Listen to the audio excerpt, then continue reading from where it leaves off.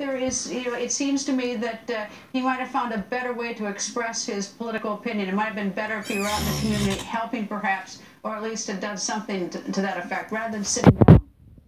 Well, you're absolutely right, and I think that when you look at the young man, he is just parroting talking points. Because I want to ask him, how do you really define oppression in the United States of America? Because as I look at what's happening in the black community, it is not the oppression coming from, this great nation or this country. Everyone has an equality of opportunity. But when you look at the ails of this community, you look at the fact that two young black men, 26 and 22, two brothers, just shot the cousin of Dwayne Wade, an NBA star. How do we go so wrong in the community? Look at the breakdown of the family. Look at the lack of education opportunity. Look at the lack of small business entrepreneurship in the inner city community. That's what Colin should have been talking about instead of parroting these talking points that I don't know who he got them from. All right, let's bring the viewers in. Viewers, now is your chance to vote at home on Twitter. Should the NFL punish Colin Kaepernick for sitting during the national anthem? Tweet yes or no using hashtag Greta. We'll show you your live Twitter votes throughout the show. Lieutenant Colonel, tell me, is there any way he'd get out of this? I mean, let's say that he just made bad judgment one day, and he certainly has created a lot of noise in the sports world and beyond that. Is there some way he backs out of that and still is able to sort of express his deep-seated feeling about, what's going on in the nation?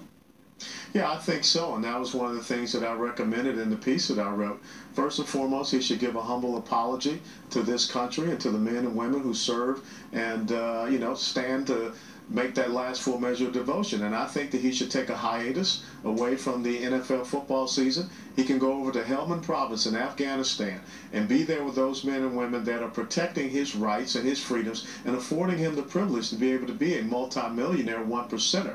And throw the football with them out in one of those combat zones and tell them how much you appreciate it. I think if he does something like that, the American people will understand that he has probably saw the ills of his ways and his misguided comments. Why do you think he sat down the other night?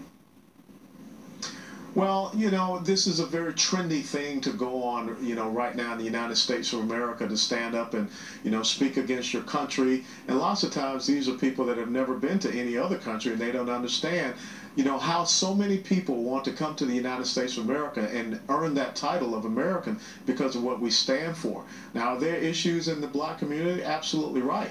But they're not issues that are resulting from anything that the American people have done. And if he has a beef with law enforcement in the United States of America, he should not speak out trying to undermine the rule of law, which means that people have to go through a due process. We saw the false narrative of hands up, don't shoot there in Ferguson, Missouri.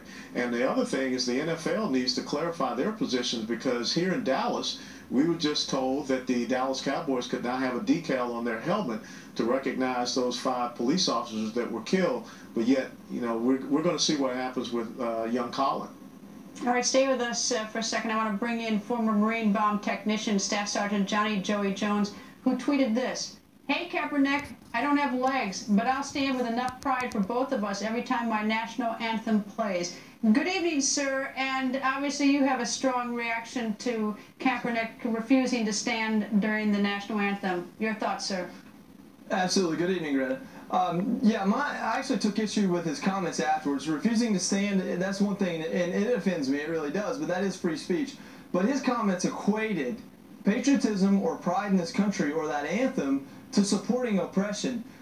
Listen, by no means is our country perfect, and by all means, let's address actual issues and work to solve them.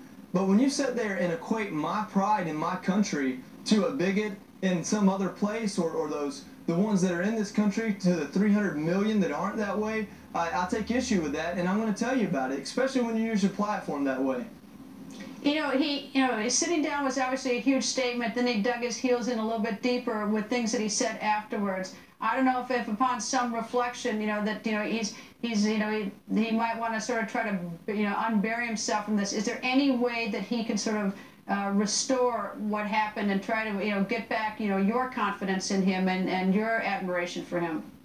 Absolutely. I mean, America is a country of coming together and forgiveness. That flag and that anthem, that stands for the people that fought the Civil War and united this country. That stands for the people that fought for civil rights and made this country a little bit better. And it stands for the people that are working hard every single day to fix these issues that do exist.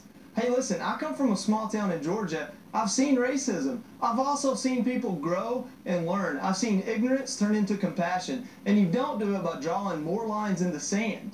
As a service member, it's offensive for people not to stand for the national anthem. But as an American, it's offensive for you to equate my pride to bigots or oppression or other things that are wrong in this country but will be fixed. Colonel, he's now probably had a little extra time to think about it, and I've asked both of you for what suggestions how he can restore himself. If he elects not to and digs his heels in even deeper, then what? Should the NFL do something?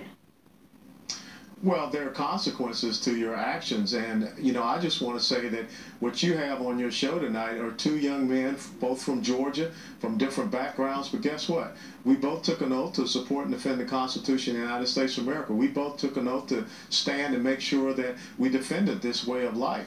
And if this young man does not understand how this is such a great nation and it affords opportunities for young Johnny and Alvin West to be together, we're missing out on what this country is. And the NFL is going to have to make a tough decision, because when you look at the St. Louis Rams, who came out with the hands up, don't shoot, that was a false narrative. You look at the denial of the decal on the Dallas Cowboys helmet. What are they going to do in the instance of Colin? Staff Sergeant, what should the NFL do, if anything? I think the NFL has an excellent opportunity to set a policy and abide by it. I don't think they should ask Colin Kaepernick to stand. I think they should allow those decals on the Dallas Cowboys helmets, but that's neither here nor there. I hope that Colin Kaepernick comes out and further explains what he's passionate about, and that he understands that's not the 330 million Americans that fall under that anthem and support it. That's the ones that we're going to weed out, and that's the things we're going to fix. And, I believe that's what he'll do. I pray that's what he'll do. I pray for him. And I know this country is better than what we're seeing, and I know we're going to get there. Colonel West, and Greta, yes? And Greta, if I could say, opening day for the NFL is 9/11. I don't think that Colin wants the optic of him sitting on the sideline. I'm sure he doesn't, and I'm sure his team doesn't. I'm sure the owners don't want that. I don't think the fans want that. Anyway, Colonel, thank you, sir. Thank you so much. Sergeant Jones. And the San Francisco 49ers quarterback saying this won't be the last time he refuses to stand for the national anthem. I'll continue to sit. I'm going to continue to stand with the people that are being oppressed. To me, this is something that has to change. And when there's significant change, and I feel like that flag represents what it's supposed to represent, and this country is representing people the way that it's supposed to, I'll stand.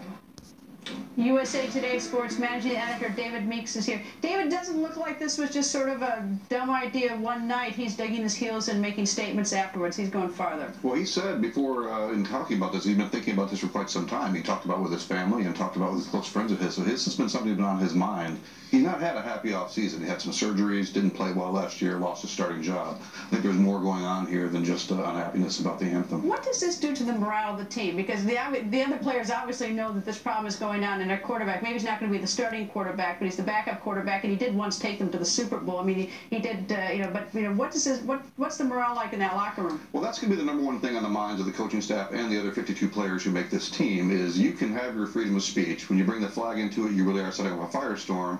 But these other guys, they don't get paid $12 million this year. They're doing this for a living. And they don't want distractions or anything that tears the team apart or stops it from playing as well as they can. Is that contract guaranteed with him, or is it a possibility he'll get cut and cut without getting that money? He won't get cut without getting that money. He could get cut. They'd have to pay him that amount of money. It's guaranteed for this season, but they would take a cap hit anyway.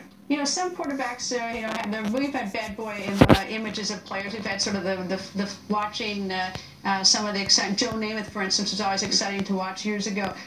Is there any place where he could go that he would be received, that they need a quarterback? Because I don't think he's going to stay. I don't see him staying in San Francisco. Well, he hasn't wanted to be there. He's been seeking a trade before, previous to this. It'd be hard to imagine who wouldn't take him if he is a great player. At his best, at his healthiest, he was an electrifying player. He isn't that right now. I think right now the market's pretty low for him. All right, 79% of the people think the NFL should punish him. The NFL's position has been what? They said we encourage all our players to stand for the national anthem. We do not require it.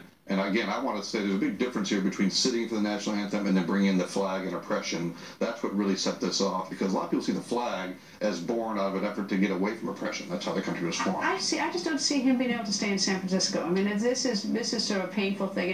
And you get the idea that he had an attitude going into this, that he was unhappy that his career was, he had a bad off season, he hasn't had a good career, lost his starting job. You know, this seems like a bitter player long before this controversy, and that this is sort of just, you know, showing it.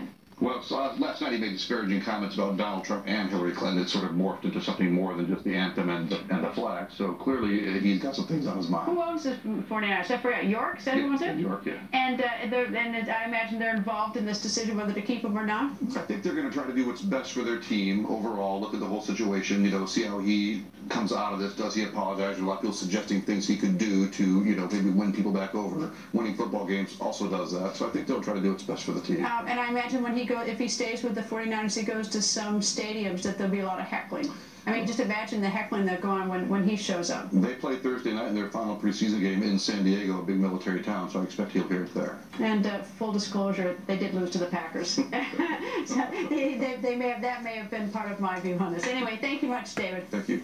And developing now, and yes, it is getting worse. More new emails showing the level of communication between the Clinton Foundation and Secretary of Clinton's top advisor, Huma Abedin. Fox News Chief Intelligence Correspondent Catherine Harris is here. Catherine? Well, thank you, Greta. These are the new emails that were obtained by the conservative group Citizens United, and they had to fight for 2.5 years with the State Department lawyers just to get access to the emails. And it really is very confirmatory of what we've seen so far, which is that there was this seamless relationship between the Clinton aides at the State Department and the Clinton Foundation. And there was really a very concerted effort to try and get special access for some of these donors. But these are more emails. It's a confirmation of it. I mean, so there's no big surprise. I mean, so you know, now I guess the big surprise would be if we saw something slightly different in the way that these sort of access to dinners were arranged, or